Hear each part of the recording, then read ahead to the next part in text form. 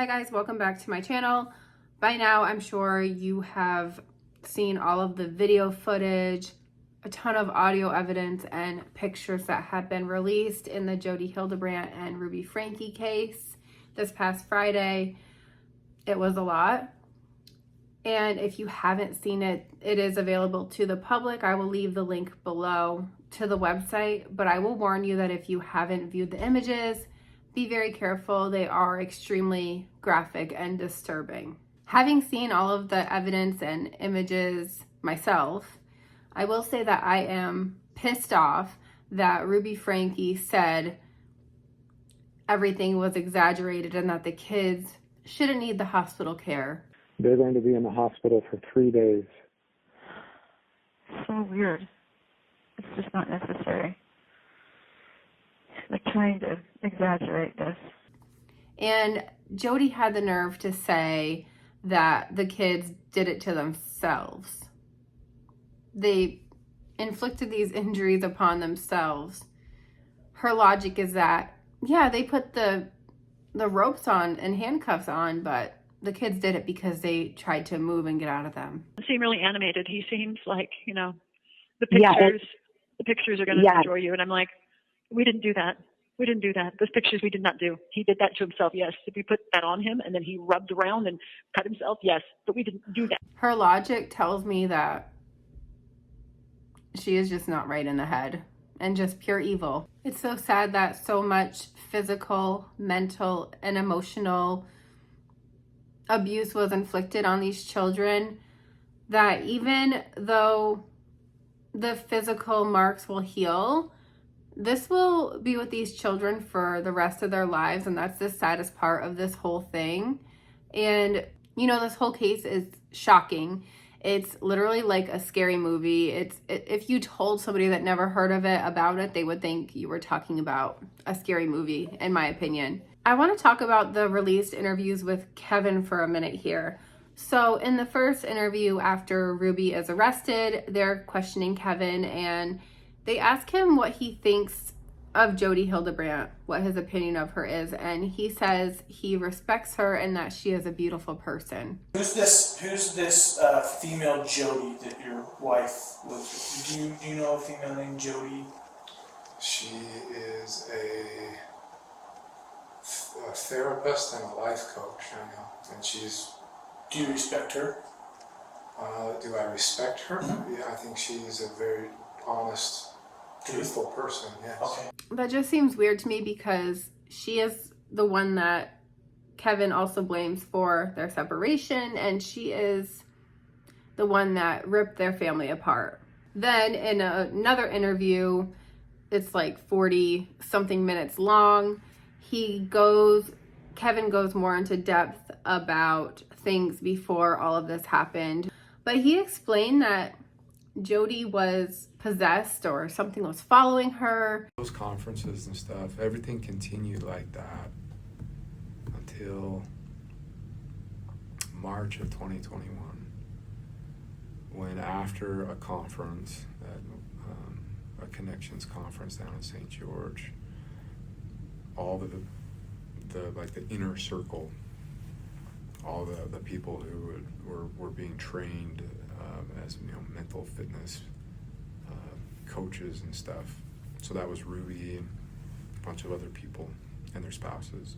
We went out to like a dinner afterwards, and that's where Jodi really opened up to the women in a private conversation that she believed she was being tormented and haunted by shadow figures every night, and that was spooky. There was a lot of paranormal, sorry, that word's hard to say. There was paranormal stuff happening, things flying off walls, things just moving, footsteps and noises in the basement. And then Ruby asked Kevin if Jodi can come live at their house, and he agrees eventually. And then the same stuff starts happening at their house. It was at that point that they said, why don't you take her up to your house? And I was like, oh, hell no. Like, I don't want this in my house, but I was beaten over the head with it. Like, that's really insensitive. You know, she's done so much to help our family, and you're being selfish, and she has needs, and come on, like, it won't be for long. And so I relented, and I was like, okay, actually, you know, this could kind of be fun. Let's just make it fun, and we'll, like, she needs a vacation, so we'll just go take drives up the canyon and stuff like that. And it turned into just a crazy house. The moment she showed up in my house, just the weirdest crap started happening. Lights turning on and off, sounds of people walking in walls, and like sounds like footprints going up walls and across the ceiling, and like stuff floating around, and it was just, it was weird, and I hated it. And I became the resident exorcist. That was the title I came up with myself. I thought it was kind of funny, but it was my job to like go and give her blessings whenever she started to like go into a trance and go into possession, and which started to be a lot. And Ruby would go up and check on her. It started like every 4 hours at night, and then it moved every 2 hours at night, then it moved every hour at night, and then at some point Ruby said, you know what, I'm just going to start sleeping in there, and if I need you, I'll come down and get you. I'm like, that's kind of weird, but okay. And that was that. They started sleeping in the same bed. So that's kind of another part of this whole thing, is all this paranormal weird stuff, hauntings happening.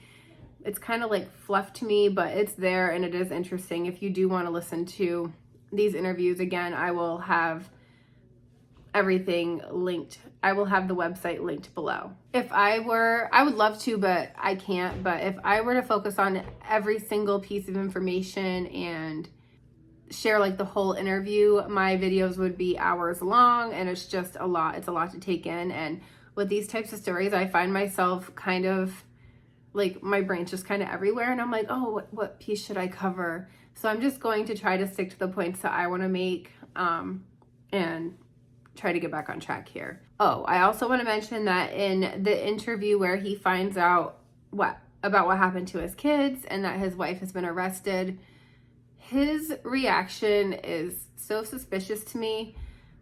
He doesn't portray a father that just found out that his kids were being abused or put in such a situation. He seemed more worried about Ruby than the kids, and I didn't like that. Well, you're the custodial parent of these children. I don't see why we can't explain to you why we're involved. So I don't recall the exact time, but sometime before 11 o'clock today, we received a phone call from 911 on our dispatch that a 12 to 13-year-old boy was knocking on doors in a neighborhood asking for food and water, that he was severely emaciated, that he had... What does emaciated mean? Skinny, scrawny, malnutritioned, not enough food, not enough water to sustain life. So he had... I'm sorry, what? He had duct tape on his extremities, on his hands, on his ankles, and those were covering rope burns that were used to tie him down. Take a second and think about what I just said. That's the condition of your son.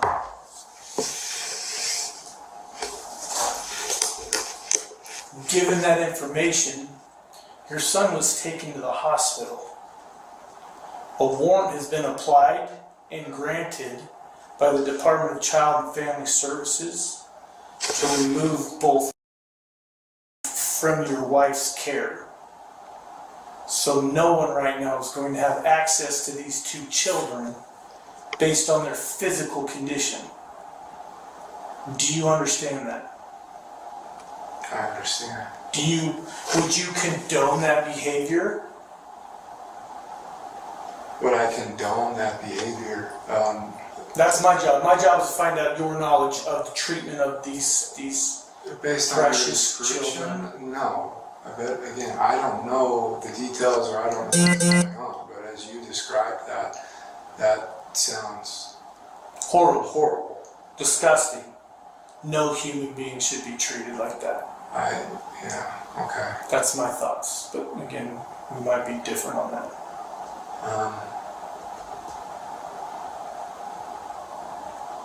We're gonna sit here for a second, okay? We're gonna go out and talk.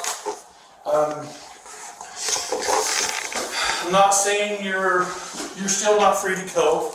Are you under arrest? Absolutely not. We just have lots of questions that we need to figure out. Lots.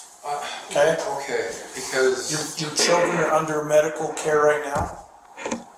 And what does that mean? And it means that you don't have access to them. My understanding is that they are, what is that? They're in the custody of DCFS. And they will be for the next 7 There's a medical hold on them right now. So for at least the next 72 hours, based on our understanding.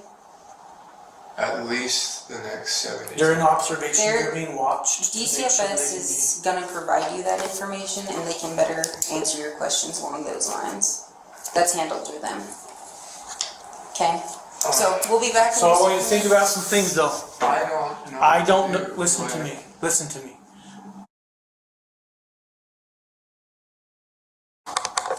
I want you to think about that for a minute. So I have no idea where they're at. Well, I don't either. But, Okay, we're gonna hop out here. We'll be back in a minute, okay? That's still recording audio and video, okay? So if you would, don't make any phone calls. sure.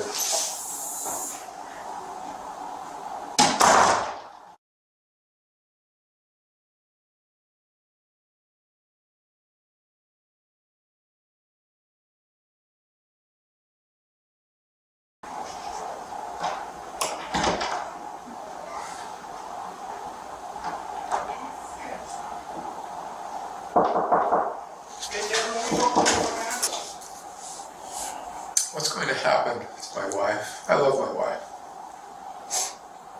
I don't know. I'm being honest with you. I don't know.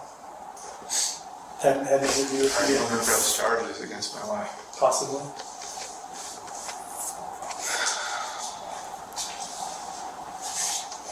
I think given the circumstances, that's highly appropriate, but again, I don't know your wife.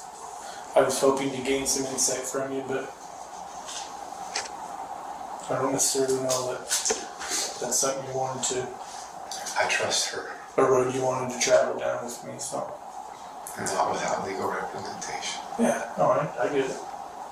But I love my wife and I trust my wife. I have to say the biggest piece of evidence to me is this journal.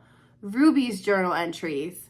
Ruby was documenting everything. She documented this abuse as if what she was doing was right and necessary.